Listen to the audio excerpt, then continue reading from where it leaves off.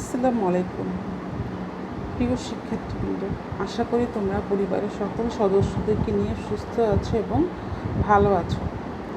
আজকে আমি তোমাদের একটা নতুন অধ্যায় শুরু করতে যাচ্ছি। সেটা হচ্ছে তোমাদের বইয়ের 4র্থ অধ্যায়, ঝুঁকি ও অনিশ্চয়তা, ইংরেজিতে যেটাকে আমরা বলছি রিস্ক অ্যান্ড আনসার্টিনিটি। তো দশম শ্রেণীর মেয়েরা তো অলরেডি এই অধ্যায়গুলো আগেই পড়ে ফেলেছ। নবম শ্রেণীর জন্য অধ্যায়টা নতুন, এবং নবম শ্রেণীর মেয়েরা জেনে খুশি হবে তোমাদের বড় আপুরা এই 4র্থ অধ্যায়টি খুবই পছন্দ করে, এবং আশা করি তোমাদের এই অধ্যায়টি খুব পছন্দ হবে। এটা মূলত থিওরি প্লাস ম্যাথ দুটাই আছে চ্যাপ্টারটাতে। তো তোমাদের বোর্ডে সাধারণত দেখা যায় যে ম্যাক্সিমাম সময় ম্যাথই আসে, আবার অনেক সময় থিওরিও চলে আসতে পারে। কাজেই প্রতিটা জিনিসই আমাদের গুরুত্ব সহকারে করতে হবে। আচ্ছা, তাহলে এখন আমি চলে যাচ্ছি। দেখো, ঝুঁকি অনিশ্চয়তা আমাদের কাছে মনে হচ্ছে কি যে শব্দটা দুটা মনে হয় একই। বাস্তবর্থে দুটো শব্দ একই মনে হলো, ফিনান্সের দৃষ্টিতে দুটো শব্দ আসলে ভিন্ন। আচ্ছা, ভিন্ন কীরকম? ধরো, আজকে বৃষ্টি হতে পারে, এটা একটা অনিশ্চয়তা, ঠিক আছে। কিন্তু আজকে বৃষ্টি হতে পারে এটাকে ফিনান্স বা ব্যবসা ঝুঁকি বলতে পারে না। ব্যবসায় তখনই ঝুঁকি সৃষ্টি হয় যখন অনিশ্চয়তা থেকে তোমার কোনো ক্ষতি হয়, এবং সেই ক্ষতিটা আমরা যদি অর্থ দিয়ে পরিমাপ করতে পারি, মানে অর্থ দিয়ে পরিমাপযোগ্য কোনো অনিশ্চয়তাকে আমরা কি বলছি? ঝুঁকি। তার মানে প্রতিটা ঝুঁকির মধ্যে আসলে তোমার হচ্ছে অনিশ্চয়তাটা বিদ্যমান, কিন্তু প্রতিটা অনিশ্চয়তাও ঝুঁকি না। যেমন এখন যদি আমি বলি যে বৃষ্টি হয়ে কৃষকের 10 মণ ধান নষ্ট হয়ে গেল, তাহলে এটা কি হবে? এটা অবশ্যই হবে তোমার ঝুঁকি, যেহেতু আমরা 10 মণ ধানের বাজার মূল্যটা নির্ণয় করতে পারবো। কিন্তু বৃষ্টি হতে পারে বা বৃষ্টি হয়ে পানি হলো, এই ধরনের ঘটনাকে আমরা অনিশ্চয়তা বলবো, এটাকে আমরা ঝুঁকি বলবো না। তাহলে মেয়েরা, এই আমাদের এই চ্যাপ্টারটা, তো তোমাদের মনে প্রথমেই প্রশ্ন যাচ্ছে যে আমরা ঝুঁকি অনিশ্চয়তা চ্যাপ্টারটা কেন পড়বো, বা আমাদের এটা কেন জানা উচিত। দেখো, বিনিয়োগকারী হিসাবে আমাদেরকে কিন্তু সবসময় একটা অনিশ্চিত পথ তোমার পাড়ি দিতে হয়, যে আমি মুনাফা পাবো কি পাবো না, বা আমার যে মুনাফাটা আমি আশা করেছিলাম সেটা পাবো কি পাবো না। তো এইটা যদি আমরা পূর্ব থেকেই তোমার কিছুটা অনুমান করতে পারি যে আমার ঝুঁকি হচ্ছে ধরো এত, তাহলে আমি সেই অনুযায়ী কিছু ব্যবস্থা আগে থেকেই নিতে পারবো ঝুঁকিটা কমানোর জন্য। তো এই কারণে প্রতিটা বিনিয়োগকারীরে তোমার হচ্ছে ব্যবসা করার পূর্বে ওই ব্যবসাটাতে থেকে সৃষ্ট ঝুঁকির পরিমাণটা আগে থেকে জানলে ভালো হয়, যাতে করে সে ভবিষ্যৎ যে কোনো প্রকার অঘটন থেকে তার প্রতিষ্ঠানকে কিছুটা হলেও রক্ষা করতে পারে। তো বাস্তব জীবনেও আসলে প্রতিটা ব্যবসায়ী ঝুঁকি পরিমাপ করে। তো বড় বড় ব্যবসায়ীরা হয়তো এরকম কাগজে কলমে করে, কিন্তু ছোট ব্যবসায়ীরাও এরকম ঝুঁকি পরিকল্পনা করেই কিন্তু তারা ব্যবসায় যাবতীয় সিদ্ধান্তগুলো নিয়ে থাকে। তো তারা হয়তো বুঝতে পারছে না যে তারা ঝুঁকিকে তোমার হচ্ছে পরিকল্পনা করছে, কিন্তু তাদের ব্যবসায়িক কার্যক্রমের মধ্যেই তোমার ঝুঁকিটা পরিমাপ হয়ে যাচ্ছে। তো আমরা এই চ্যাপ্টারটা এই জন্যই শিখবো যে ব্যবসায়ী হিসাবে আমাদেরকে ঝুঁকি জানতে হবে। ঝুঁকি না জানলে আমি ঝুঁকি কমাতে পারবো না, এবং প্রতিষ্ঠানের মুনাফাও কী হবে? কমে যাবে। তাহলে দেখো, আমরা অধ্যায়টা শুরু করে দিচ্ছি। এখানে শুরু করার আগে আমরা দুটো ছবি দেখছি। দেখো, এখানে দেখাচ্ছে হচ্ছে আগুন লেগেছে, অগ্নিকাণ্ড ছবি। আরেকটা দেখেছে দেখো ভূমিকম্প। তো দেখো, এইটা যদি কোনো ফ্যাক্টরি করতে হয়, আমরা অবশ্যই আগুন লাগলে বুঝতে পারবো যে কত টাকার মালামাল ক্ষতি হয়েছে। আবার ভূমিকম্পের ক্ষেত্রেও কিন্তু বুঝতে পারবো যে এখানে কত টাকার মালামালের ক্ষতি হয়েছে। তাহলে এই দুটাই আমাদের কী বলতো? এক ধরনের অনিশ্চয়তা বা ঝুঁকি, ঠিক আছে। আচ্ছা, তাহলে আমরা চলে যাচ্ছি যে আমাদের ভূমিকা আমরা একদম বরাবর যেভাবে পড়ি, বইয়ের প্রতিটি লাইনই আমরা পড়বো, যেহেতু এটা আমাদের বোর্ড বই। আমাদের প্রতিটি লাইনই আমাদের জন্য ইম্পর্টেন্ট, এমসিকিউর জন্য বলো, জ্ঞানমূলকের জন্য বলো, এবং ক্রিয়েটিভ ধরতে পারার জন্য। দেখো, রোহান নবম শ্রেণীর ছাত্র। সে তার এসএসসি পরীক্ষায় জিপিএ 5 প্রত্যাশা করে। রাশেদ সাহেব একজন কৃষক, তিনি এবছরের জমি থেকে ভালো ফলন প্রত্যাশা করে। সুমনা ঢাকা বিশ্ববিদ্যালয়ে বিবিএ শেষ বছরের ছাত্রী। সে তার বিবিএ ডিগ্রি শেষ করে একটি ভালো চাকরি প্রত্যাশা করে। দেখো, এখানে 3 জন ব্যক্তির কথা বলা হয়েছে। এখানে একজন তোমার মতো ছাত্র, নবম শ্রেণীতে পড়ে, সে জিপিএ 5 চাচ্ছে। আর একজন কৃষক, সে ভালো ফসল চাচ্ছে। এবং একজন ঢাকা বিশ্ববিদ্যালয়ের বিবিএ শেষ বছরের চাকরি, সে একটি ভালো চাকরি চাচ্ছে। তো এখানে দেখো, রোহানি জিপিএ 5 পাওয়া, রাশেদের জমি থেকে ভালো ফলন পাওয়া এবং সুমনার ভালো চাকরি পাওয়া প্রতিটা বিষয় অনিশ্চিত। কেন অনিশ্চিত বলো তো? কারণ এখানে ভবিষ্যৎ জড়িত। যেখানেই ভবিষ্যৎ জড়িত সেখানেই কিন্তু একটা কি থাকে বলো তো? অনিশ্চয়তা থাকে, কারণ এখানে প্রতিটি বিষয় ভবিষ্যতের সাথে জড়িত।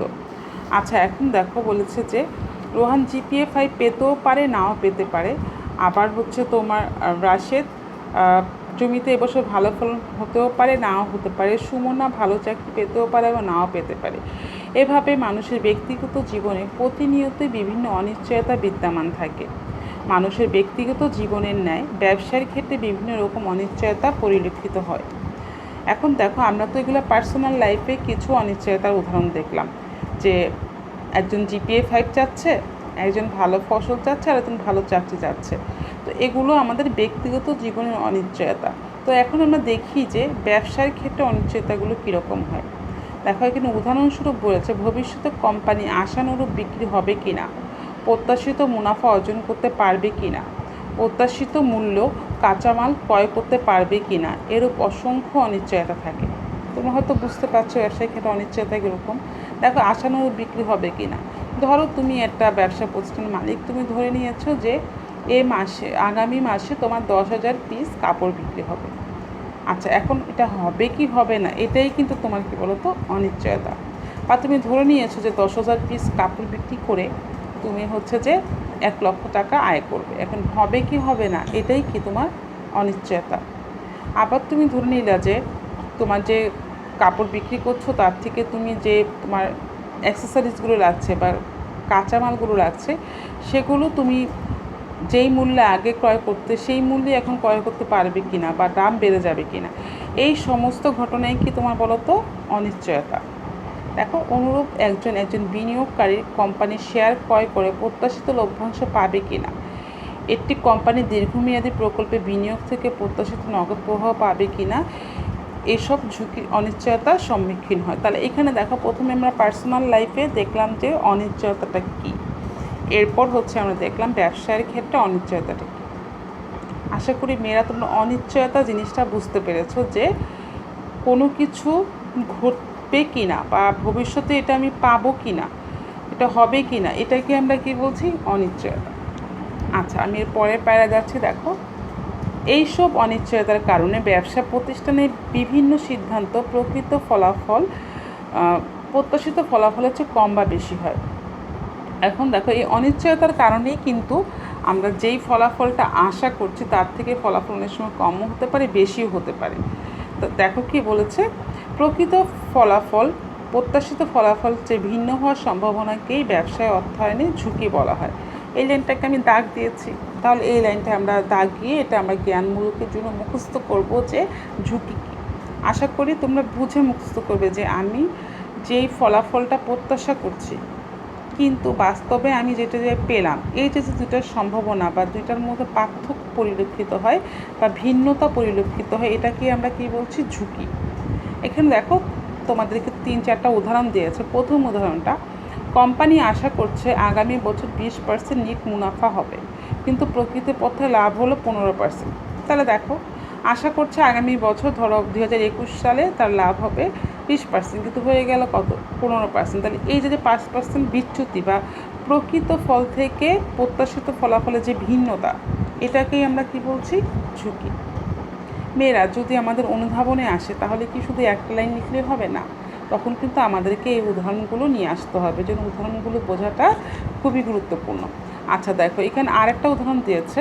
মনে করি একটি কোম্পানি আগামী 3 বছর যথাক্রমে 50 লক্ষ, 65 লক্ষ এবং 75 লক্ষ টাকার পণ্য বিক্রি হবে বলে প্রত্যাশা করে। ধরো তোমারই এটা কোম্পানি, তুমি আশা করলা যে 2020 সালে তোমার বিক্রি হবে 50 লক্ষ, 2021 সালে 65 লক্ষ, আর 2022 সালে 75 লক্ষ। কিন্তু তুমি 2021 সালে 22 সালে যেয়ে দেখলে যে তোমার বিক্রি 2020 সালে হয়েছে 45 লক্ষ, 2021 সালে হয়েছে তোমার 66 লক্ষ এবং 2022 সালে হয়েছে 71 লক্ষ। তুমি খেয়াল করেছো, তুমি যেটা প্রত্যাশা করেছো তার থেকে তোমার বিক্রি কিন্তু আসলে কম হয়েছে। এই যে তোমার প্রত্যাশা থেকে তোমার ভবিষ্যতে প্রাপ্তিটা যে কম হলো বা ভিন্ন হলো বা বিচ্যুত হলো, এটাকে আমরা কী বলছি? এটাকেই বলছি আমরা ঝুঁকি বা কি অনিশ্চয়তা। আসলে অনিশ্চয়তা থেকে কিছু সৃষ্টি হচ্ছে ঝুঁকি, যেহেতু আমরা অর্থ দিয়ে পরিমাপ করতে পারছি জন্য অবশ্যই এটা কি ঝুঁকি।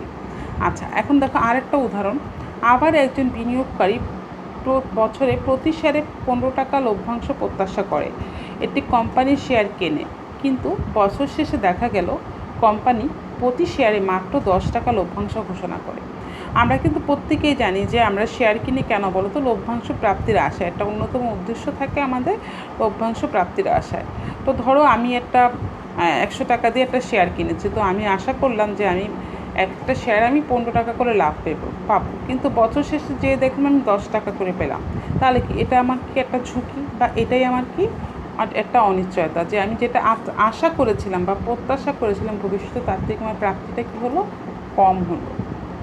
আচ্ছা, বিনিয়োগকারী এবং ব্যবসা প্রতিষ্ঠানের প্রতিটি সিদ্ধান্তের প্রত্যাশা থেকে প্রাপ্তিতে ব্যবধান থাকে, এবং এই ব্যবধানের হওয়ার সম্ভাবনা থেকেই ঝুঁকির সৃষ্টি হয়। যেটা তোমাদেরকে আমি বারবার বলে বোঝাচ্ছি যে প্রত্যাশা থেকে যে তোমার যে প্রাপ্তি, এটা যে ব্যবধান বা বিচ্যুতি, এটা থেকে কী সৃষ্টি হচ্ছে? ঝুঁকি।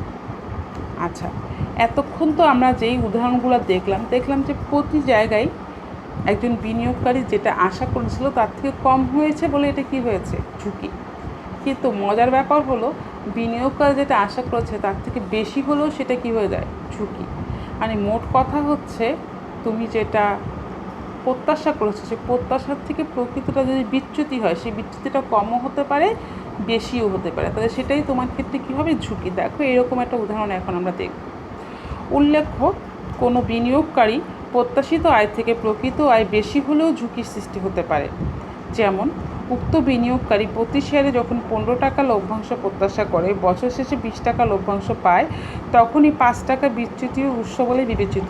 মানে দেখো ব্যাপারটা কত মজার, যে তোমাদের কাছে হয়তো এটা মানে মজাই লাগবে যে 15 টাকার জায়গায় 20 টাকা পেলে আবার ঝুঁকি কীভাবে হয়, কিন্তু এটাই আসলে ঝুঁকি। কেন বলো তো? কারণ বিনিয়োগকারী যে 20 টাকা পাবে সেটা সে প্রত্যাশা করে কিন্তু সে বিনিয়োগ করে নাই। যেহেতু সেই প্রত্যাশার থেকে বেশি পেয়েছে বা প্রত্যাশার থেকে প্রকৃত ফলাফলটা কম বা বেশি হওয়ার ক্ষেত্রেই আমরা কী বলছি? ঝুঁকি। তার মানে আমরা যখন অঙ্ক করব তখন আমাদের কোনো মান প্লাসেও থাকতে পারে, কোনো মান মাইনাসও থাকতে পারে, কিন্তু দুটোই আমাদের জন্য কী হবে? ঝুঁকি। মানে হচ্ছে আমার প্রকৃত ফলাফলের থেকে যখন আমার প্রত্যাশিত ফলাফলটা কম বা বেশি হবে, সেটাকে আমরা কি বলছি? ঝুঁকি। তো মেয়েরা, আশা করি তোমরা ঝুঁকির ধারণাটা ভালো মতো বুঝতে পেরেছ। এখানে উদাহরণগুলো একটু ভালো করে পড়বে, দেখবে যে কত মজা লাগে। আচ্ছা, তাহলে দেখো আমাদের পরের পৃষ্ঠায় কী আছে। দেখো এখানে আরেকটু উদাহরণ দিয়েছে, যে আরেকটু উদাহরণ দিয়ে তোমাদেরকে ঝুঁকিটাকে বোঝানোর চেষ্টা করেছে। দুইটি বিনিয়োগের প্রথমটি থেকে আমরা গত 3 বছর 10% হারে মুনাফা পেয়েছি। দ্বিতীয় থেকে আমরা গত 3 বছর 5%, 10% এবং 15% মুনাফা পেয়েছি। এখানে দুইটি বিনিয়োগের প্রতিটির অর্জিত মুনাফার গড় সমান বা 10%, কিন্তু প্রথম বিনিয়োগটি ঝুঁকিমুক্ত, দ্বিতীয় বিনিয়োগটি ঝুঁকিযুক্ত। কারণ ঝুঁকির আরেকটি ধারণা হলো আয়ের উত্থান পতন। দেখো ঝুঁকির আরেকটি ধারণা কি? ঝুঁকির আরেকটি ধারণা হলো আয়ের উত্থান পতন। তো উত্থান পতন হলেও কিন্তু এটা কি হচ্ছে? ঝুঁকি। তো এই জিনিসটা একটু আমি তোমাদেরকে বুঝিয়ে দিচ্ছি। আমি জানি যে এটা তোমাদের কাছে একটু মানে অসুবিধা লাগছে। দেখো আমি এই সেম উদাহরণটাকে একটু লিখেছি তোমাদের জন্য, যে ধরো দুইটা কোম্পানি এ, কোম্পানি বি। 2017 সালে কোম্পানি এ 10% পেয়েছে, 18 সালে পেয়েছে 10% মুনাফা, এবং 19 সালে পেয়েছে কত? 10%। তাহলে দেখো এই কোম্পানিটার গড় মুনাফা 3 বছরের গড় মুনাফা কত হয় বলো তো? 10%। আবার বি কোম্পানি দেখো 2017 সালে 5% পেয়েছে, 2018 সালে 10% পেয়েছে, এবং 2019 সালে পেয়েছে 15%। তোমরা হয়তো খেয়াল করছো যে ওদেরও গড় মুনাফাটা কত? তোমার 10%।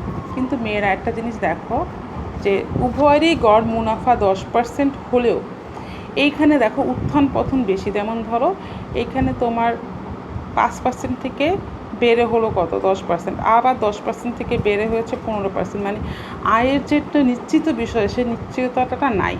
তাহলে এই ক্ষেত্রে দুইটা কোম্পানির মধ্যে কোন কোম্পানিটা ঝুঁকিযুক্ত বলো তো? অবশ্যই দুইটা কোম্পানির মধ্যে কোম্পানি বি ঝুঁকিযুক্ত বেশি, কিন্তু কোম্পানি এ ঝুঁকি কম বা ঝুঁকিমুক্ত। কারণ এই কোম্পানি এর বিনিয়োগকারীরা তোমার এই একটা আয় পাচ্ছে এবং সেই আয় অনুযায়ী সে তার ব্যয় পরিকল্পনা বা বিনিয়োগের পরিকল্পনা করতে পারবে। কিন্তু কোম্পানি বি এর বিনিয়োগকারীরা কোনো নির্দিষ্ট পরিকল্পনা করে ফলপ্রসূ হতে পারবে না, যেহেতু তাদের আয়টা এরকম আপ ডাউন করছে বা উত্থান পতন হচ্ছে। তাহলে এই ধরনের উত্থান পতনের ক্ষেত্রে যদি আমাদের দুইটা কোম্পানি থাকে, আমাদের উদ্দীপকে এরকম আমি দিয়ে দিতে পারি, ধরো এই ধরনের একটা উদ্দীপক, একটা সাল দিয়ে যে তোমাকে প্রশ্ন করলাম যে উপরে কোন কোম্পানিটি বেশি ঝুঁকিযুক্ত, তোমার উত্তর হবে উপরে কোম্পানি বিটি বেশি ঝুঁকিযুক্ত, কারণ এখানে আয়ের উত্থান পতনটা বেশি। ঠিক আছে, আয়টা নিশ্চিত না, এক এক বছর যে এক এক রকম আয় হচ্ছে, এর ফলে বিনিয়োগকারীদের সিদ্ধান্ত গ্রহণে অসুবিধা হবে এবং প্রকৃত ফলাফলটা থেকে প্রত্যাশিত ফলাফল ভিন্ন হচ্ছে। এই কারণেই তোমার কোম্পানি বি ঝুঁকিযুক্ত। আচ্ছা, আশা করি তোমরা উদাহরণটি বুঝতে পেরেছো। আমি জাস্ট তোমাদের এই উদাহরণের বিষয়টাই খাতায় লিখে দেখালাম, যাতে তোমাদের জন্য সুবিধা হয়।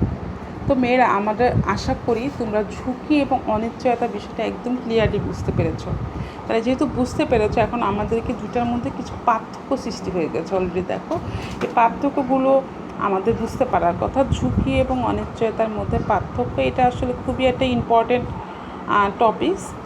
অনুধাবনের প্রশ্নে প্রায়ই আসে এবং তোমার ক্রিয়েটিভ প্রশ্ন গল্পগুলো এইভাবে হবে যে তোমাকে এটা ধরে বুঝে নিতে হবে তোমাকে একটা ঝুঁকি একটা অনিশ্চয়তা। তো পার্থক্যগুলো না বুঝলে তুমি ঝুঁকি এবং অনিশ্চয়তা ধরতে পারবা না।